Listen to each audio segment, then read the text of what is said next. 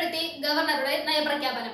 വികസന നേട്ടങ്ങൾ എണ്ണി പറഞ്ഞായിരുന്നു പ്രസംഗം. കൊല്ലം ബൈപ്പാസ്, ഗെയിൽ പൈപ്പ് ലൈൻ, മലയോര ഹൈവേ എന്നിവ സർക്കാരിന്റെ വികസന നേട്ടമാണ്. ആദിവാസി കുടുംബത്തിലെ ഒരാൾക്ക് സർക്കാർ ജോലി നൽകും.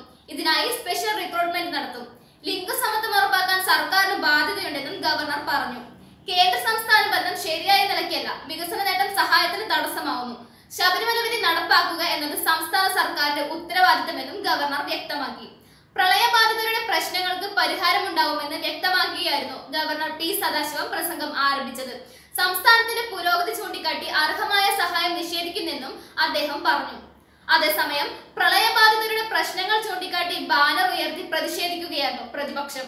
ഗവർണർ ജസ്റ്റിസ് പി സദാശിവത്തിന്റെ നയപ്രഖ്യാപനത്തോടെ 14ാം കേരള നിയമസഭയുടെ 14ാം സമ്മേളനത്തിന് തുടക്കമായി. 9 ദിവസമാണ് സഭ ചേരുന്നത്. 2019-20 വർഷത്തെ ബജറ്റ് 31-ന് മന്ത്രി തോമസ് ഐസക് അവതരിപ്പിക്കും. നയപ്രഖ്യാപനത്തിനും ബജറ്റ് അവതരണത്തിനും ഓരോ ദിവസവും, നന്ദി പ്രമേയ ചർച്ചയ്ക്കും ബജറ്റ് പൊതുചർച്ചയ്ക്കും 3 ദിവസം വീതം നീക്കിവച്ചിട്ടുണ്ടെന്ന് സ്പീക്കർ പി ശ്രീരാമകൃഷ്ണൻ അറിയിച്ചു.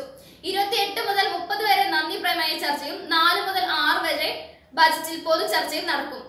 ഫെബ്രുവരി 1-ന് സഭ ചേരില്ല. 7-ന് ഉപധനാഭ്യർത്ഥന ചർച്ചയും വോട്ടെടുപ്പും നടത്തിയ ശേഷം സഭ പിരിയും. ഫെബ്രുവരി 7-നാണ് സഭാ സമ്മേളനം സമാപിക്കുക.